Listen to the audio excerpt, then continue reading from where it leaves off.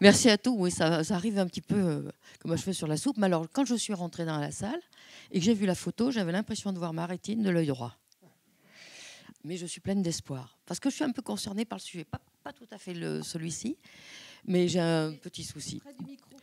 Donc, je disais que quand je suis rentrée dans la salle, j'avais l'impression que cette conférence était pour moi et que j'avais reconnu la photo de la rétine de mon œil droit. Donc, finalement, monsieur le maire m'a envoyé pour vous accueillir. Donc, j'espère que les chercheurs, professeurs, ophtalmos de Clermont-Ferrand sont là, parce qu'effectivement, il y a de l'excellence aussi à Clermont-Ferrand. Je vous remercie surtout au nom d'Olivier Bianchi d'avoir choisi Clermont-Ferrand pour ce congrès national. Voilà, j'espère que vous allez passer un bon moment. On se retrouvera demain pour la marche de la vue entre la place du 1er mai et donc Montferrand, qui est une entrée de ville. J'espère que vous aurez le temps aussi de profiter de la ville et de ses environs. Je n'en suis pas sûre, mais si votre temps est compté, mais bon.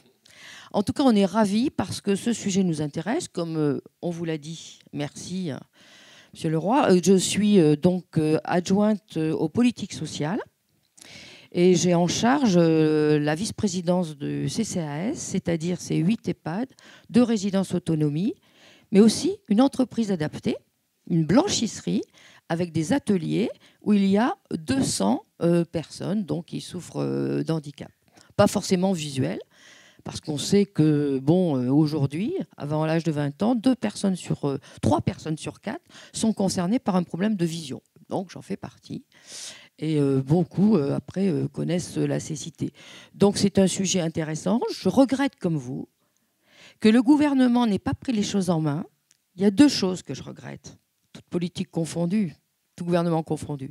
C'est qu'on a oublié la jeunesse et qu'on a oublié la recherche.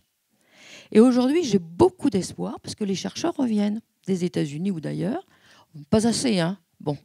Il faudrait davantage d'argent. Non, mais quand on compare les salaires américains aux salaires français, je suis pas sûr qu'il y en a beaucoup qui vont choisir la France. Je vous entends et je vous comprends. En tout cas, nous sommes ravis de vous accueillir. Et bien sûr, on a mis en place, depuis 2021, une charte de l'accessibilité. Donc, ce qui nous a permis d'équiper nos crèches, nos écoles, nos administrations, nos services administratifs et les transports en commun. Et là, même le budget participatif de la ville, donc avec les citoyens, avec les Clermontois, a mis en place, enfin ça, là on est en train de le faire, des plans qui sont tactiles, qui seront à la gare de Clermont-Ferrand et sur la place principale qui s'appelle la place de Jaude. Voilà. Donc on essaie et on compte sur vous aussi pour abattre ces frontières de l'inaccessibilité. Et ça, c'est très important. Donc je suis très optimiste sur la recherche. J'ai appris plein de choses ce matin. Quand je vais aller voir mon ophtalmo, je vais lui raconter tout ça. Bon, voilà, non mais c'est vrai.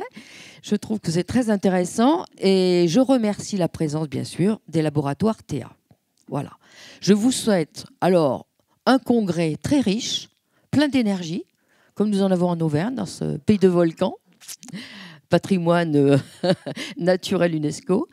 Je vous souhaite beaucoup d'échanges vraiment fertiles, vraiment productifs, parce qu'effectivement, la population compte sur vous, hein, nous tous, les patients, mais aussi leurs aidants.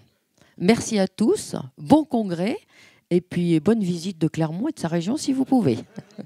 Je fais la pub, hein.